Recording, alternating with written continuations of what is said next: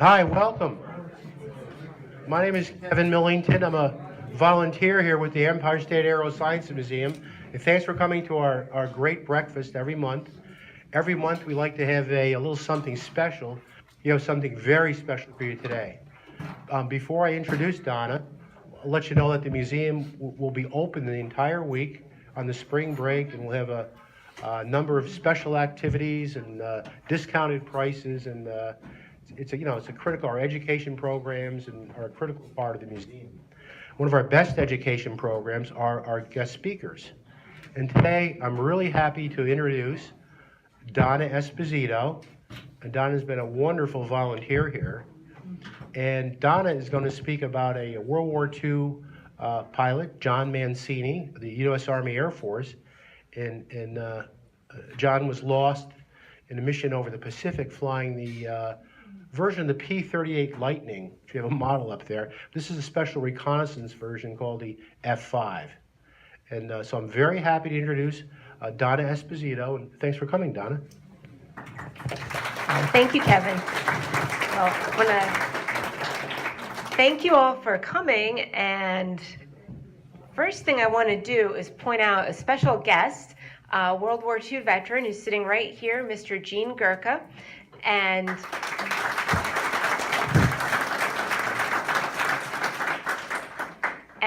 Gene was actually crew chief on a F-5 Lightning for that same type of plane that I'm going to be talking about today. He was in a squadron in Europe. And so he experienced all of this firsthand. So I hope that you'll get a chance to talk to him afterwards. And also, you want to check out our new World War II exhibit over in Gallery 2. And if you look closely, you will see a picture from about 1945 of Gene Gurka in his squadron. So really honored to have him here today, too. And I also want to point out a second World War II veteran, a Navy veteran, and I hope you don't mind me singling it out, but could you just tell us your name and where you serve? Sal Harlow, a destroyer escort in Guam. So thank you. It's really a special honor to have two World War II veterans here today. Okay. So can you still hear me okay with this? Okay. And maybe there's Chris. Hi, Chris. Maybe we could have just the frontmost lights off. Will probably help us to see a little better. If somebody could. Great. How's that? So if at any point you can't hear me or see me or anything, just give a holler. So this number that I've got up here on the screen, does that mean anything to anybody? Okay, I heard one good guess but a wrong answer, but I heard a right answer. It's the number of Americans who are still missing in action from World War II. This was as of last week.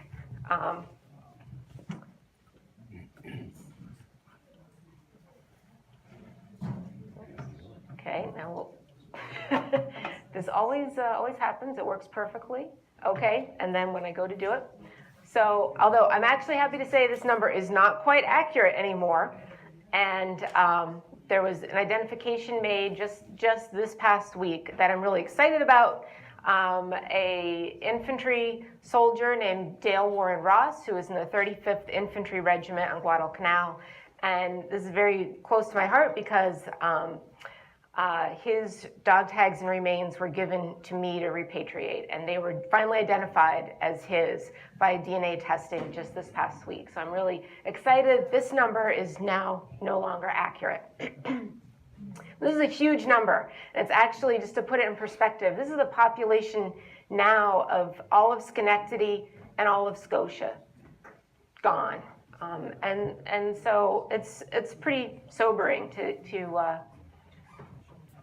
Donna? Yes. Do you know the total number for all military engagements? How many MIRs and days there are? For Americans, let me think. It's actually, I think, only about another 15, 20,000. There are not there's only about 1,500 MIAs from Vietnam, and I forget the number from Korea, but the bulk of MIAs are from World War II. And time's kind of running out to find them. So as it happens, New York State has the most number of MIAs in the country, and still 5,811, and that's still a huge number to contemplate. So it's much easier to think about just one. And today I'll be telling you about just one MIA with an amazing story that I feel really, really honored to know this story. So does anybody recognize this memorial? Well, it's just a few miles up Route 50 from us in Ballston Spa. This is the memorial outside of the library at Ballston Spa to honor those from the village of Ballston Spa and towns of Milton, Malta, and Ballston who so gloriously served their country and made the supreme sacrifice in the Spanish-American War, World War I, World War II, and the Korean conflict. And so a very nice marker on the other side, there's a list of names, and on each side for different conflicts. And this is the World War II side, which is by far the largest list. And if we look on that list, we see one name here in particular, John A. Mancini.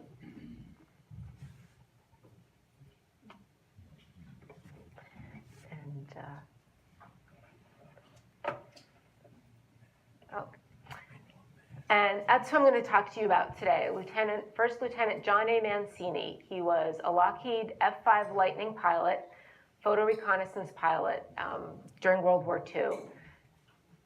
So I just feel really honored to have learned about him and share his story with you today. I'm wondering if I can do this. Funny how this worked perfectly before, but.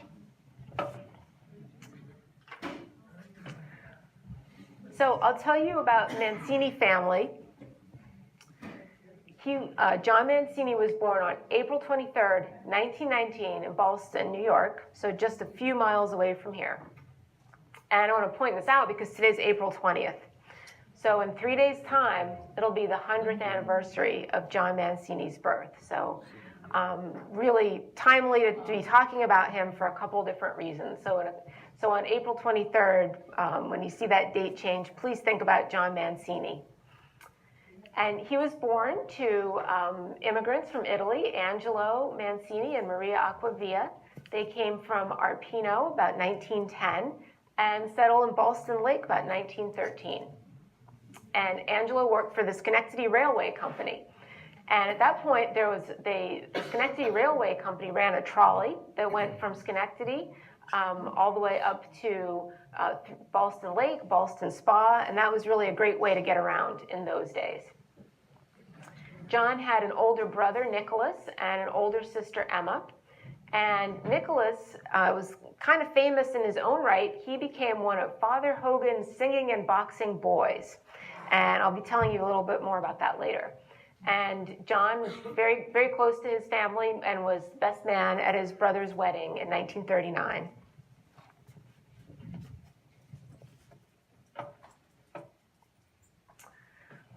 So John had a really difficult early life, and I think this is kind of an interesting part of the story.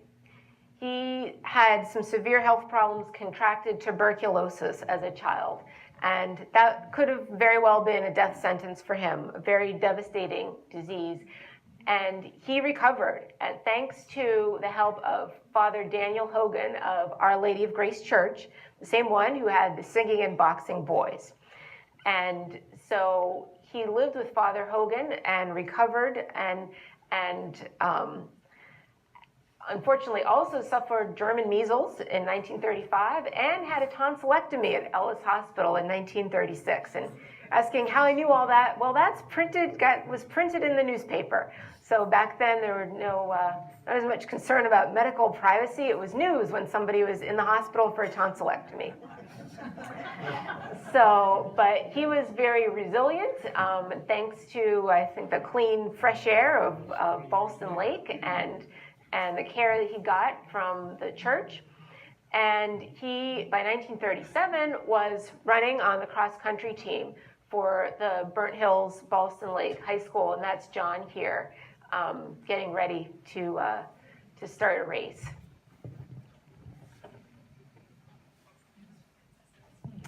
So I have to tell you about Father Hogan's boys. I did not know anything about this, a really interesting story in its own right. So Reverend Daniel D. Hogan was the first pastor of Our Lady of Grace Church in Ballston Lake in 1922 when the church was founded. And he was quite an athlete in college. And he founded Father Hogan's Camp for Boys and up on Saratoga Lake. And he had his boxing and singing boys, which included John's older brother, Nicholas. And here's a few of them here. One of these is Nicholas. I'm not sure now which one it is. So this group of boxing boys actually put on exhibitions, charity exhibitions, and would go all over New York State and give an exhibition and sing also, apparently. And it was really quite an entertainment for people, and people contributed then and made donations, which then funded Father Hogan's camp on Saratoga Lake. And the nice thing about this was non-denominational. He took boys of every religion and really helped them a lot. And it was really a wonderful story to read about this. So John Mancini recuperated from tuberculosis under his care. And he was very, very grateful for this. And he, to show his appreciation, helped with chores around the church, served as an altar boy during Mass, helped to decorate the church for Christmas, and just really understood that he had such a serious medical condition, and he felt he owed his life to Father Hogan. And so to really show his appreciation, he wanted to do something more lasting. And he built a grotto to house the church's statue of the Virgin Mary. And when he was 14, he started collecting smooth stones to build this shrine. And eventually, when he had all the stones ready, he started to work on building it secretly. He worked under the cover of a tent to keep his creation a surprise. And finally, when it was all done, revealed it to Father Hogan. So it took him 3 months to put it all together, and Father Hogan was just ecstatic about it. And this picture here was also used in commemorative booklet that came out from the church, Our Lady of Grace Church, in 1965 to commemorate the 50th ordination of Father Hogan, and also in 1999 to commemorate the 75th anniversary of the founding of the church. So even in 1999, they were still paying tribute to John Mancini. See here, it was built by a grateful student, John Mancini. So it really made an impression on Father Hogan and the other parishioners of the church. Well, the church has moved. The church expanded, and it's no longer in its original location in Ballston Lake, but the grotto is still there today. And this house that it's in front of used to be the rectory for Our Lady of Grace Church. It's now a private church, a private residence. And the owners of the home, the Kane family, when they bought it, they didn't know the history, but as soon as they found out the history of this creation of John Mancini's, they knew that they would be keeping it and taking care of it. And that's exactly what they did. And it was a pretty dreary day when I went over there to visit. Robin Kane was kind enough to show me everything and let me take photos. And she does say that it's in the spring will be planted with flowers. So look forward to going back and seeing it in bloom. So John Mancini then went to Burnt Hills, Ballston Lake High School, and he had quite a time there. He was class president of both his junior and senior classes, but the amazing thing I found out is that the vice president happened to be Chester Matthews. That's my father. It's our own Bud Matthews' father, and so that was very exciting to see. And of course, Bud's father also became an aviator too. So I think that's pretty interesting that the two of the top students in the class became aviators. Yes. And so John did all kinds of things in high school. He performed in his senior class play, The Cat and the Canary, and worked on the stage crew for that. He played the drums, ran cross country. So, and when he graduated in 1940, he received a Medal of Excellence for citizenship and a Medal of Excellence for dramatics. And he presented the senior class gift to the school at graduation. So he was really an all-around popular guy with a lot of aptitude, and just it was very clear from everything that I read that everybody liked him, and with good reason. So John graduates in 1940, June 1940, and he was planning to go to Siena College. Well, in the summer before he started college, he actually had a pretty traumatic experience. So he was working for the summer at a farm right in Ballston Lake for Truman Young, and he was helping him take care of his chickens and doing odd jobs around there. And Truman Young was elderly, his wife was elderly, they were in poor health. And on August 9th, 1940, John came over and discovered the bodies of Mr. and Mrs. Young. And they had decided, unfortunately, that they didn't want to go on in their current medical condition, and they actually had a kind of a murder-suicide pact, and left extensive notes about the funeral that they would like, and they must have known that John would be the one to find them, though. And I think about that must have been a very difficult experience for him to have to see that. So so that was pretty sad, but there was kind of a bright spot in that they willed to him their car. Well, this is 1940. They willed to him their 1927 Model T, their Ford Model T Flivver, and there's a picture of the car right there. And so I'll come back to that in a couple more minutes. But just and kind of another incident in John's young life that was, must have been difficult to deal with. So John started at Siena College in the fall of 1940. Now, in the spring of 1939, the college had formed an aviation club, and in the fall of 1940, right when John started, that the Siena College was accepted for the Civil Aeronautics Authority Student Pilot Program. And so this was known as the Civilian Pilot Training Program, and these were chartered at colleges around the country to provide free training to build up a population of pilots. And so, in fact, there was one at Union College, and the students would have flown from here. In this case, they had 72 hours of ground school at Siena, and then they had 35 to 45 hours of flight training at Albany Airport, plus more ground school at Albany Airport. And they were flying a fleet of 10 Piper Cubs. So although this was called the Civilian Pilot Training Program, they had to pledge to enter the military when they were finished. So that it was on the surface to train civilian pilots, but everybody knew at that point that things were happening. The war had started in Europe already, and it was clear that we probably would not be remaining neutral. And so the idea was, to build up a population of pilots, and in fact, this seemed to be the best way to do it.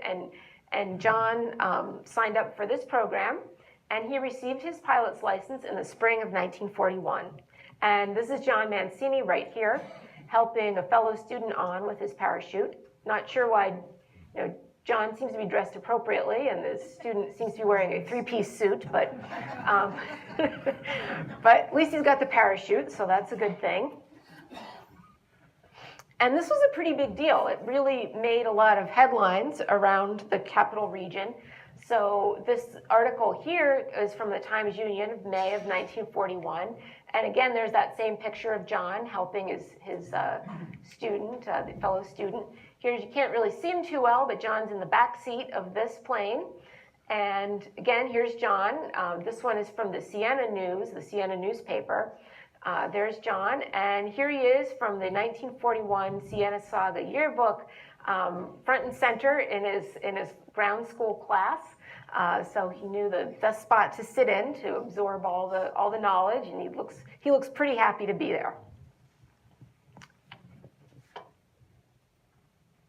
So remember the car that he inherited from the elderly couple that willed it to him? Well, he made quite a splash with that car, driving between Ballston Lake and Siena College. And in fact, here's John here with the car. In the background, you can see one of the planes, and he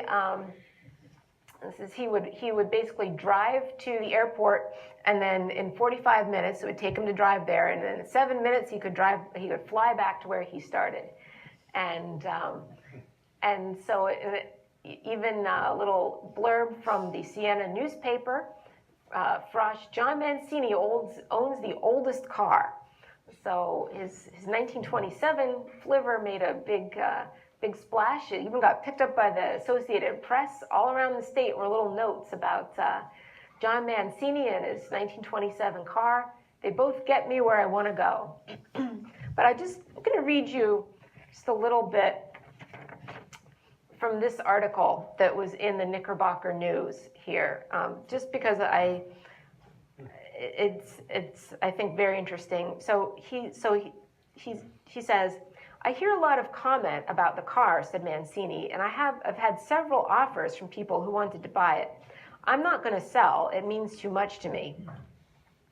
And then he goes on to say, "When it comes time to part, he's going to give it away to someone who, like himself, needs a reliable car to get back and forth from." And I just thought that was a really nice gesture to think, the car meant a lot to him, but he appreciated that it could help somebody else. And he also mentioned in the same article, he was proud of his success in passing the physical examination to become a pilot, as he recalls how sick he was 10 years ago with tuberculosis. "The doctors thought I wouldn't recover," he said, "and I went to Father Hogan's camp to recover." Leaving the camp as chief counselor and cured of the lung ailment, Mancini started his college course. So he really credits Father Hogan with restoring his health and letting him pursue his dream of flying. So instead of going back to school in the fall of 1941, John decided to apply to the U.S. Army Air Corps to become an aviation cadet. And he was accepted, and he officially enlisted on October 31st, 1941, and began his instruction at the Missouri Institute of Aeronautics in November. And from there, he then went to advanced flying school at Moorfield in Mission, Texas in June of 1942. And so even though he already had his civilian pilot's license by then, as did, I believe, all of the men that he was training with, this was still a pretty dangerous proposition. And that's really highlighted by another traumatic event that he experienced in April of 1942 at Moorfield in Texas. One of his classmates was flying an AT-6 Texan advanced trainer, and his plane collided with another classmate. And one cadet managed to bail out and survived. And unfortunately, this young man, Douglas E. McCasey, He also bailed out, and his parachute got caught up in the plane, and he was killed. And this man happened to be from Syracuse. And so John Mancini offered to accompany the body of his friend back to Syracuse. And so he did that. And the other thing, this happened on April 23rd, 1942, which happened to be John's birthday. So that must have been a pretty, another grim and traumatic incident for him. And just sadly ironic knowing that he wouldn't see his own next birthday.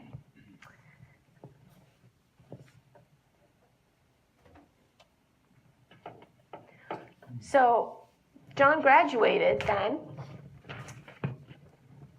and he wasn't the only one to get his wings. So here's this beautiful picture of John that he sent home to his family. Here he is in the Times Union. He's been awarded his wings. Well, Father Hogan, of course, has not been forgotten, and John actually arranged for Father Hogan to also get some honorary wings.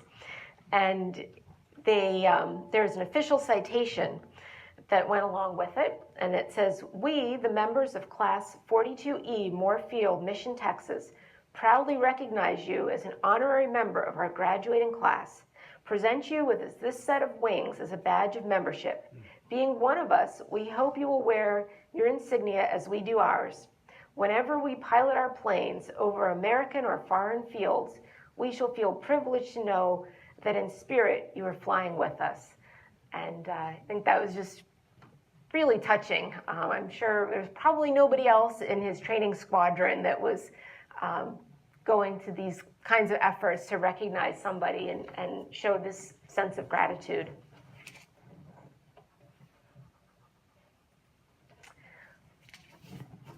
So generally the most kind of coveted assignment when you're in flight school was to become a fighter pilot, and it was really physically very, very demanding. So the fact that John was able to get to this step is pretty amazing given his childhood health issues.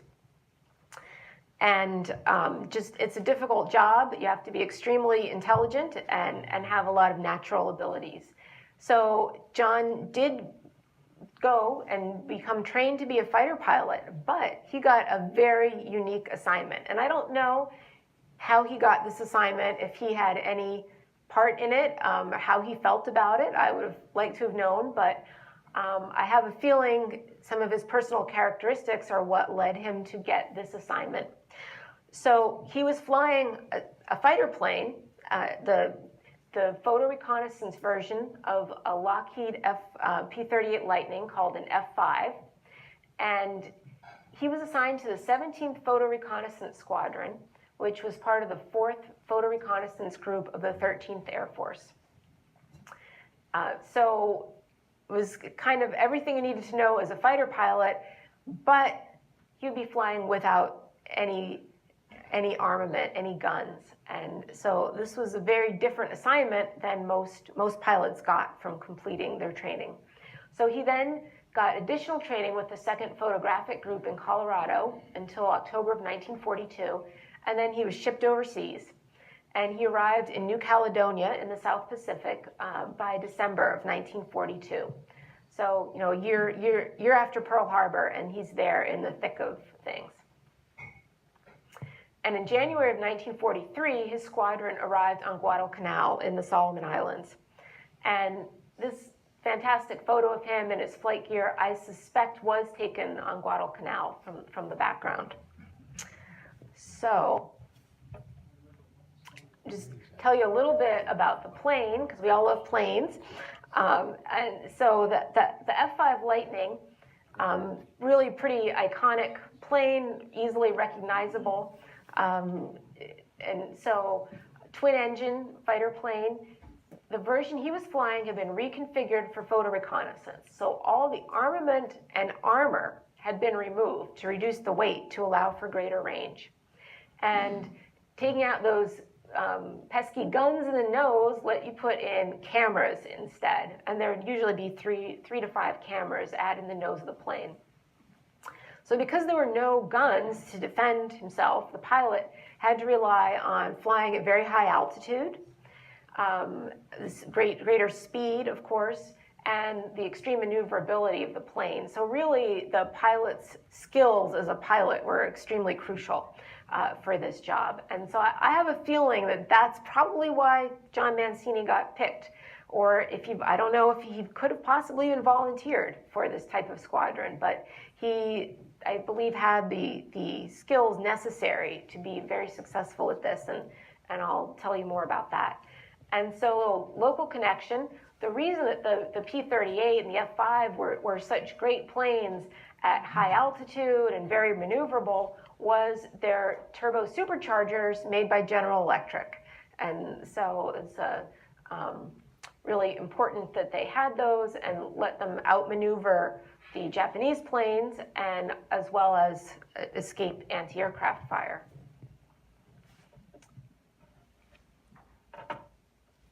So where did John end up? He ended up in the Solomon Islands, and in case you're not familiar with where they are, I'll give you a little refresher. So here's Hawaii, China, Australia.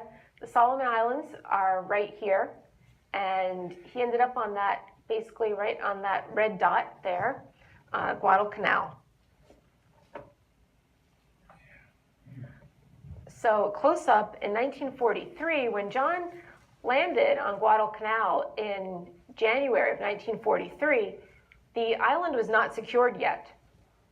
So there were still Japanese forces on the island.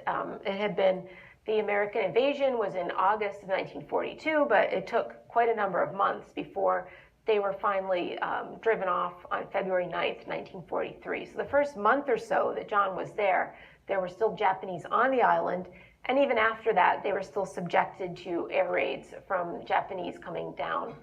And so basically, for much of the time that John was there, almost all the Solomon Islands were held by the Japanese. So he was regularly flying from this small American outpost over enemy territory.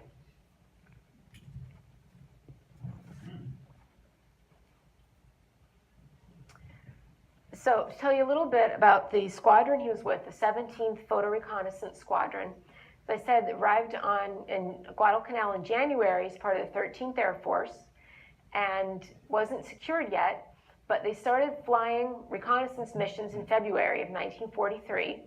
They flew from an airfield that was known as Fighter 2 or Kukum locally, and they flew missions as far north as Buca, entirely over enemy territory. So here's Guadalcanal, where he would fly from, and Buca was right here at the top of the island of Bougainville, and here's Buca. So basically, that's a pretty long. That's about 450 miles or so over enemy territory to go there and back.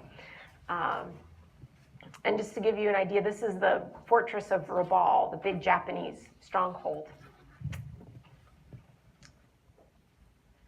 So I'm going to tell you just a little bit about the missions.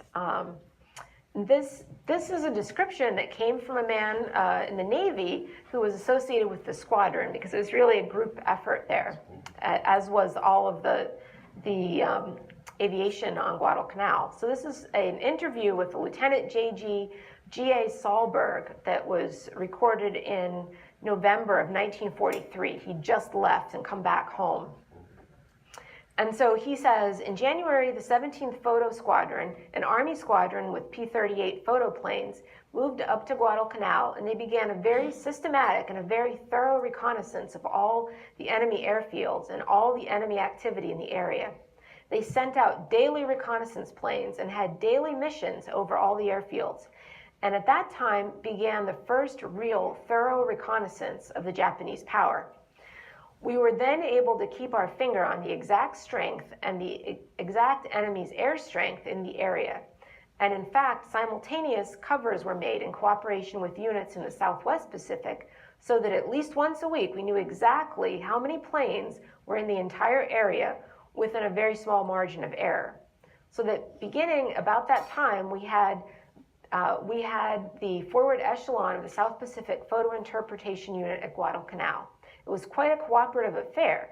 The pictures were flown by the Army, the 17th Photo Squadron.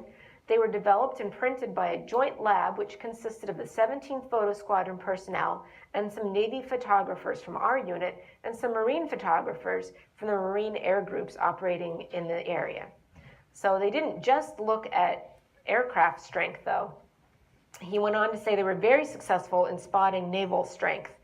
And he said, "We knew daily the strength in the main Japanese harbors or anchorages. The one at Buin, Kahili, Tonalai area, and down at Shortland, Faisi area, and any ships at Buko were noted, and also, of course, any ships underway in the area were usually photographed by the pilots." So this was extremely important work that was really providing a huge amount of intelligence for the fighters and the bombers that were also taking off from Guadalcanal to go and bomb these Japanese bases on Bougainville and at Rabaul. So a very important mission. And here's a fantastic photo of the officers of the squadron. And does anybody see John Mancini? He's actually right here. This is him standing with his arms akimbo there, very full of self-confidence and looking pretty happy. So this photo was taken on Guadalcanal probably around February of 1943. Really not the best living conditions. I can tell you, it's not. It's a harsh, very, very harsh environment. So not only were they doing this extremely dangerous work, they were also putting up with the living conditions and malaria and all kinds of other hazards just from being on Guadalcanal. And of course, air raids from the Japanese. And so this wonderful picture was at the archives of Maxwell Air Force Base, and my friend, colleague Edward Rogers got this copy of the picture for us. So it was really wonderful to see this photo here of John.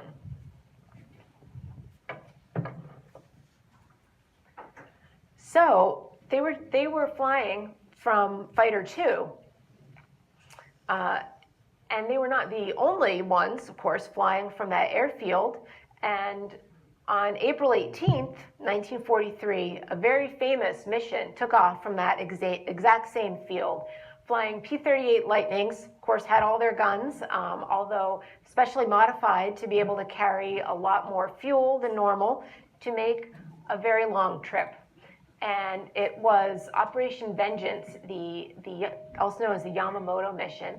And so we got some intelligence, broken the Japanese code, and found out that Admiral Yamamoto, Commander-in-Chief of the Japanese Combined Fleet, would be making a trip to Shortland Island and flying over southern Bougainville. So that's the exact area that the 17th Photo Reconnaissance Squadron was normally flying over. So they knew that route well and sent out some of the guys in their fully armed P-38s to try to intercept him, and could easily talk for another hour about this mission alone, but I'll just say they were successful. It was really an amazing feat that, well, the Admiral was so punctual that they were able to intercept him right on time, and he was shot down, as well as the second plane. He and some of his other staff were flying in two Betty bombers, and both planes were shot down. And they were shot down by this man, Lieutenant Rex Barber. Unfortunately, this man, Thomas Lamphere, claimed credit for that, but it's been conclusively shown that it was Rex Barber. And this man in the middle, Besby Holmes, was also part of that strike mission. There were 16 planes flying, but only 4 planes were assigned to actually attack the Bettys when they met up with them. And sadly, the 4th pilot of the 4th plane was shot down, Ray Hine, and he is still missing in action. So it was not without a loss, but it was a highly successful mission. So they were going that same route that John Mancini would have been very used to flying, but this would have been a first for these guys.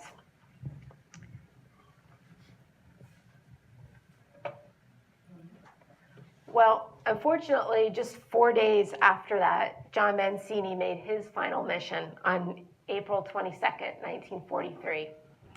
So the 76th anniversary of that is coming up in just 2 days. So he took off alone from Fighter 2, because they flew alone.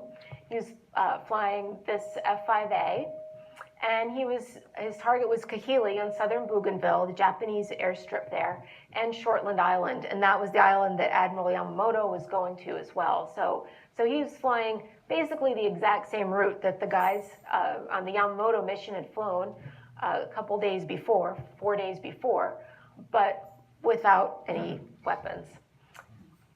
Also without the benefit of good weather. So it turns out that the weather was not very good, but they still flew. It was clear until Kolombangaro, which is this island right here. But past that, there was some heavy clouds, thunderheads, squall lines, and a ceiling of 700 feet. So it doesn't sound like the best weather. Nevertheless, he went out, and he failed to return. And that's all anybody knows, unfortunately. So when he didn't come back, he was reported as missing. Of course, everybody held out great hope that he would be found. If he had ditched, maybe he'd be picked up and brought to an island. And so he was not actually declared dead until after the war was over, December 17th, 1945. There was always a hope that maybe he was a prisoner of war, but there was just never any further information. And I'm going to read you a second passage. Again, this is from the Lieutenant Sahlberg from their squadron, being interviewed in November of that year after this loss. And he's commenting on what it was like for these pilots. And he says, "It is, of course, very hazardous and a very lonely mission. The pilots go out entirely alone, and they are entirely unarmed and unarmored, and they depend only on their speed and their own senses to get out of any jam. The Japs, of course, had very, very great amounts of anti-aircraft around such places as Kahili and Buka, and of course they really threw up a blanket of it every time they came over, or most of the time, and of course in order to get their pictures, they usually had to fly through it. The Japs at Buka had some pretty big anti-aircraft guns, and pilots reported that they put anti-aircraft bursts alongside of them as high as 36,000 feet, which I believe is higher than we were able to get." He goes on to say, "The pilots did a wonderful job. They brought back some marvelous pictures, and they really went all out to get them. We lost, as I say, some pilots, and of course it is hard to tell what happened to them. They just didn't come back. Whether that was due to enemy opposition, the weather, or to mechanical failure, we don't know.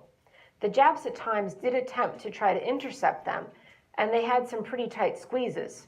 For instance, one of the pilots was attempting to photograph Buka one day when he was hopped by about 3 zeros.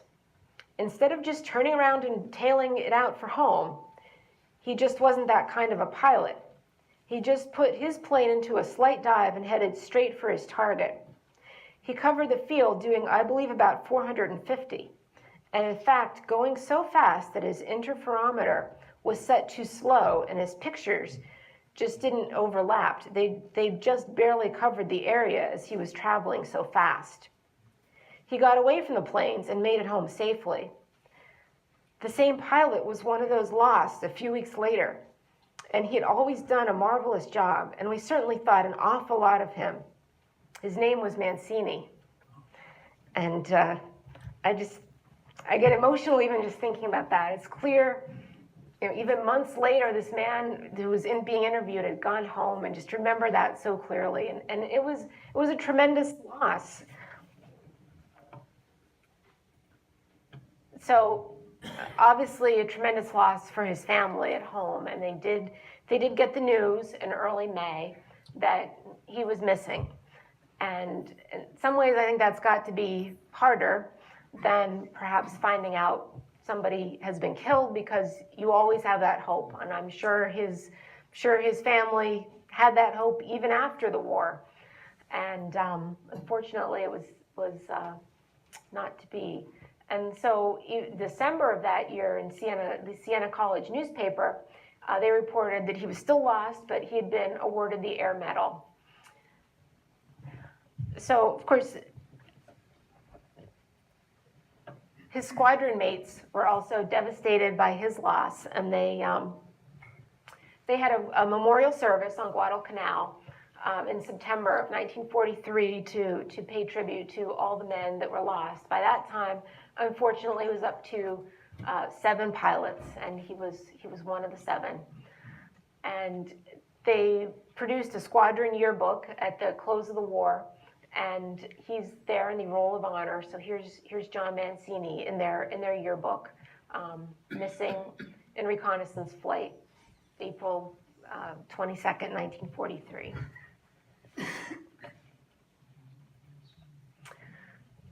And when the war closed, Siena College newspaper also printed in November of 1945 the list of their students who sacrificed their lives for the war effort, and he's there on this list as well.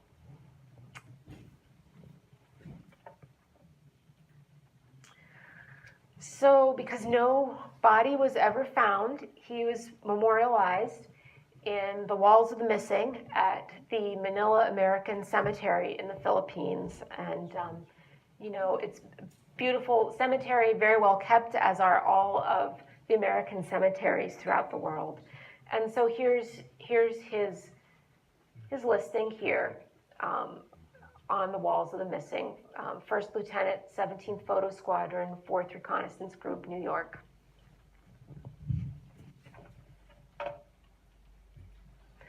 So the way that I learned about John Mancini was actually thanks to ESAM's own John Panozzo. I had been on Guadalcanal and was involved in the repatriation of MIA remains that I mentioned at the beginning.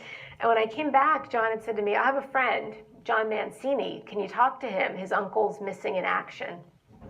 And I talked to John Mancini, who was named after his uncle. He himself was a pilot, was a C-130 pilot with the Air National Guard, and later commercial pilot. And so I was very happy to learn his story, but I had to say to him, you know, he could be anywhere in that span that he was flying that day. He could be on land, in the water. It's impossible, you know, to look for him. And the search does take place, and I was very happy at the same time last year to be searching for MIAs in the exact same area where John Mancini was flying. So there are groups, including the organization I was traveling with called Pacific Rex. There are other private groups, as well as the official group from the Department of Defense, the DPAA, that are actively looking for missing Americans all over the world. But the fact is, it's not that likely to find him. So, you know, I did get to search underwater. We weren't specifically looking for John Mancini, but this is side scan sonar that's used to look for plane wrecks. And I'll tell you, it's not that easy to, you know, with 75 years passing, it's the chances of finding wreckages are you know, rapidly dwindling. But plane wrecks are being found regularly, so there's still some hope that somebody will happen to come across his wreckage and maybe his remains. And I'll just point out that's a turbo supercharger from a B-24 Liberator bomber that, again, General Electric made. So the same kind that there would have been 2 on John's plane. So it was very interesting to be able to participate in that. And it looks like it maybe is pretty adventurous, but sometimes the biggest discoveries that you make are not in the jungle or in the water, but at your computer, typing into something like the catalog of the National Archives. And so I don't think that, I would hope maybe someday John Mancini's remains will be found, but I'm very excited about a different way that he was found. So I was looking for something entirely different. In fact, I was looking for photos that his squadron would have taken, not necessarily for any information about his squadron. And when I came across an interesting record in the catalog of the National Archives, and which is here in College Park, Maryland. And so, this walls full of boxes of archival materials don't look very exciting, but the fact is that most of the MIAs that are being identified today are actually coming through historical research of unknowns whose bodies we know where the bodies are, we just don't know who they belong to. So a lot more MIA identification comes from looking at old pieces of paper and things. So doesn't sound quite as exciting as being out in the jungle, but. So I came across the record for a film called With the 17th Photo Reconnaissance Squadron on Guadalcanal. And it was a 10-minute documentary filmed by the US Army Signal Corps. And it was dated 1944. And I thought, well, that's too bad, because John Mancini went missing in April of 1943. But I thought, well, I'm interested enough now in the squadron that I'd like to know a little bit more about them and see what it looks like. Well, as it turned out, the date on the film was wrong. Maybe that's the date they finished editing it. I don't know. But it wasn't the date it was filmed. It was filmed on February 20th, 1943. And it happens to show a typical photo reconnaissance mission from start to finish. And if you were going to, at that point, film a typical mission, what pilot would you pick? Probably your best pilot that everybody likes and is a great guy. So imagine my surprise. My colleague Justin Taylor with Pacific Rex happened to be visiting the archives and obtained a copy of the film. And by some miracle, it had been digitized. It was not available publicly anywhere, but somebody had gone to the effort of digitizing it, so it was very exciting to be able to see it right away. So we got to look at this, and I can tell you everybody was stunned to see that the pilot featured in this mission is John Mancini. So really unbelievable, and I was very excited to be able to share this with John Mancini's family, and who of course had never met him. He disappeared before they were all born, so they grew up knowing stories of their uncle, their great uncle, seeing a still picture, but had never seen him before. So we're gonna watch this film, and then I promise I'm done, and I think you'll enjoy it.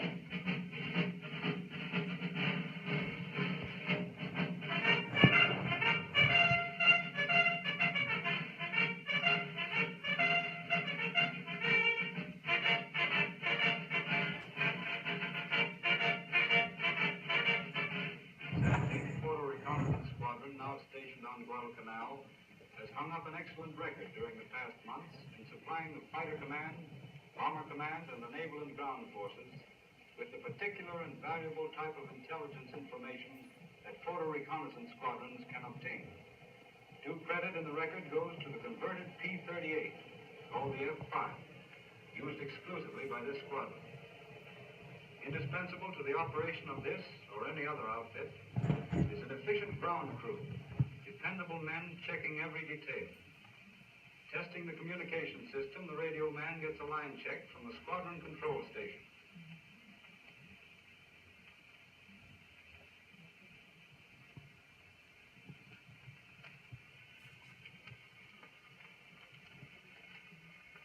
A maintenance man is responsible for the condition of the camera. Because of the extremely humid climate of the tropics, the cameras must be removed from the plane after every mission and taken to the camera tent for a complete check. There are very few problems that a good maintenance crew and a good squadron cannot overcome. The 17th Squadron is blessed with a mechanical genius and prominent clubman who is the accredited field representative of everything. No matter how many letters after his name, they still spell laundry. He presides over a meeting of the Guadalcanal Washing and Clambake Association.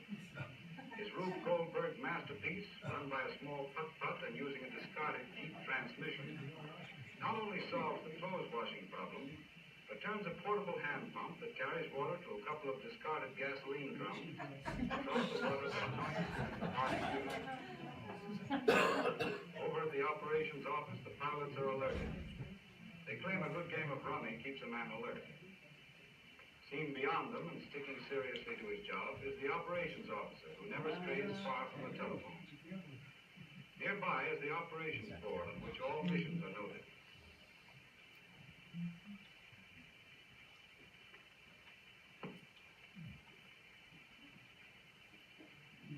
There's a call for the operations officer. Information is desired concerning a certain area. He lists the data. Destination, area to be flown, number of photos desired. Walking over to the board, the S3 calls the pilot, and they write in his name and mission. After this, the pilot is briefed.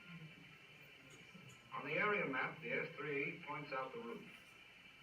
These are the Solomons, and the course will be an elliptical route from Guadalcanal, covering the islands to the northwest and their adjacent waters.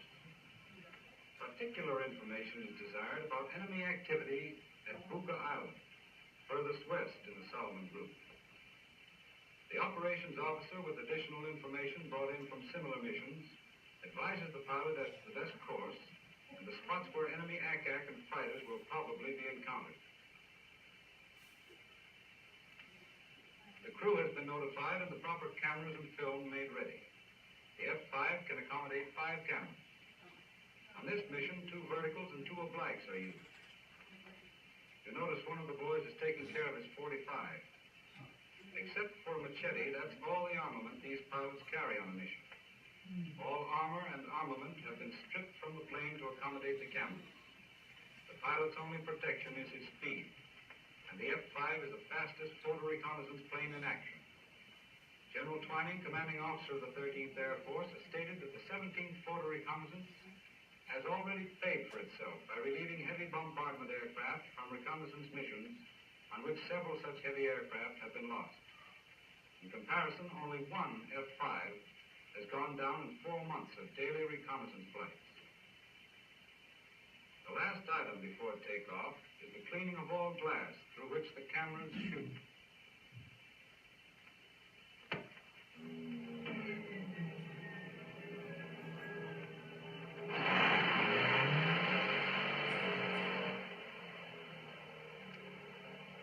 It will be noted that only 1 belly tank is being carried on this trip.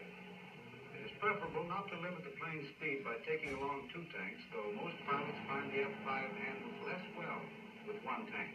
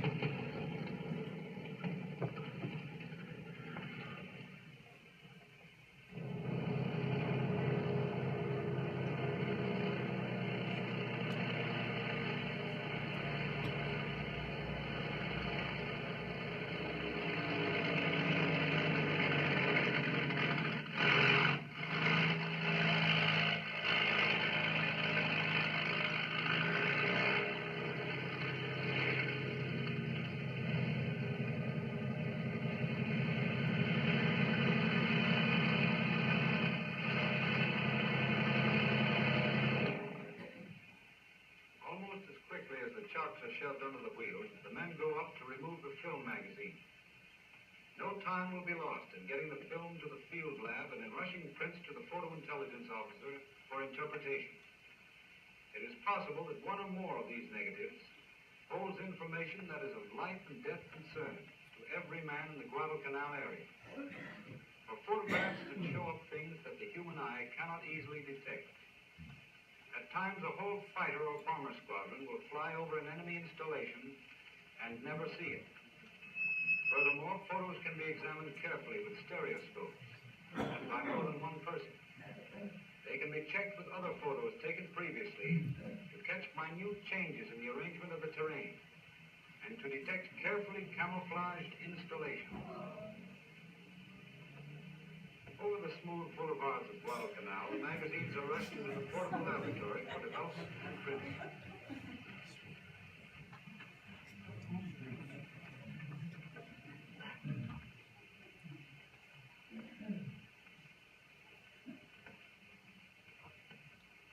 The pilot photographer's personal report rounds out the story given on these negatives. It covers points which can be more fully enlarged upon by verbal testimony. Sitting down with the S2 officer, he gives a minute account of everything that happened to him and everything that he observed. He reports that the weather was good all along the line and that he got good pictures of the shipping in the Shortland area. They walk over to the large map, and he points out that he flew over these two islands to reach his objective at Tonelay. He saw two ships at Tonelay, which he believes were merchantmen. There was also a destroyer over at Shortland Island, and another large vessel, probably a transport, unloading. The S2 officer, with a background of intelligence coming from dozens of other sources, puts this new information into a well-rounded picture of enemy activity over a large area. The S2 officer in this instance is Captain Victor Dykes, a graduate of the Harrisburg School of Photo Interpretation. Organizing the intelligence which the pilot has brought in, he telephones Wing A2 and gives them a digest of the report. He adds that the pilot promises good photographs, and they should be in their hands in a few minutes. Over at the lab, it has been 15 minutes from the time the plane touched the ground, and there are the first prints coming out. A portable lab with men specially trained for field work has rushed these prints through with speed and care. The lab men give the photographs a preliminary check before sending them to Wing A2.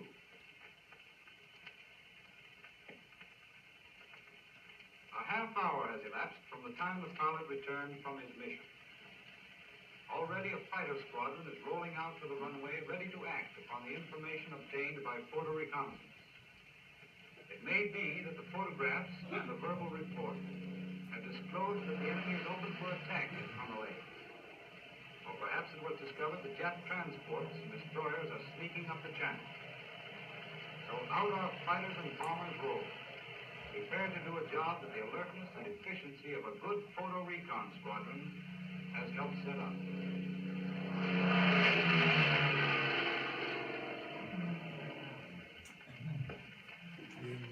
So, yeah, I think that really gives a good picture of what a mission was like and how important the results of that mission were. You know, within a half an hour, fighter planes, the great shots of those P-39 Airacobras going out to act on the photos that John Mancini had just taken. So in case you're, just to bring us back to the present, in case you're wondering, this nice driving range is what Fighter II looks like today. So very different. But if you look closely at the ground, you'll still see pieces of the crushed coral that they made the airstrip out of. So yes, it's a very peaceful, beautiful place, and very, very different. So, you know, just want to again mention the grotto. It now stands really almost as a monument to John Mancini himself. And just, you know, in a couple days' time, 3 days' time, remember his 100th birthday. And just say, if you haven't been over to Gallery 2 and seen the new World War II exhibit, you should definitely go. And if you do, you'll see here in 1943 a picture of John Mancini. So we're very pleased to be able to include him among the other significant New Yorkers who played a big role in World War II aviation. And also, don't forget to go into the small room right across from the Norden bomb sites. You'll see this handsome man here, and who happens to be sitting right there. So again, I want to thank Jean Gurka for coming.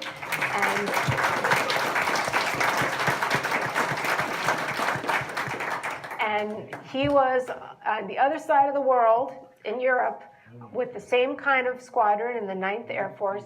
And he was the one making sure that these guys, that their planes were functioning properly, expert in Allison engines. And if things didn't sound quite right, he got to take a piggyback ride behind the pilot so he could hear with his own ears what didn't sound right. So he has flown in P-38s himself. And so we're very excited to know him and have him be a friend of the museum, and excited to have this picture over in Gallery 2. Thank you.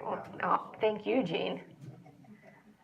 So just some more acknowledgments. Of course, I want to acknowledge Lieutenant John Mancini's nephew, John Mancini, and his son, Bernard Mancini. And Bernard, unfortunately, couldn't be here today because he's flying. He's also a pilot. And so 3 generations of pilots in that family.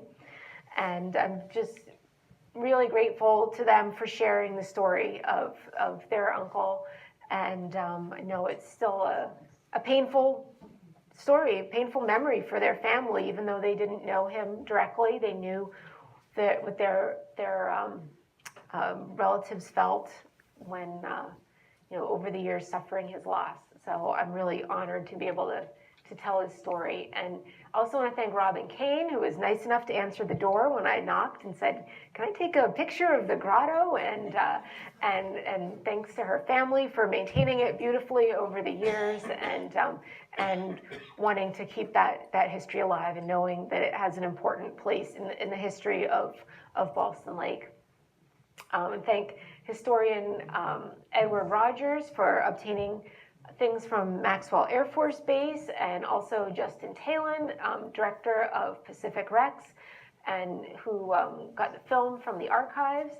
And then, of course, thank John Panoski for introducing me to the Mancini family and their story. Thank John Colway for the beautiful job he did with the World War II room. I know that was not a sole effort, but he was the lead designer there.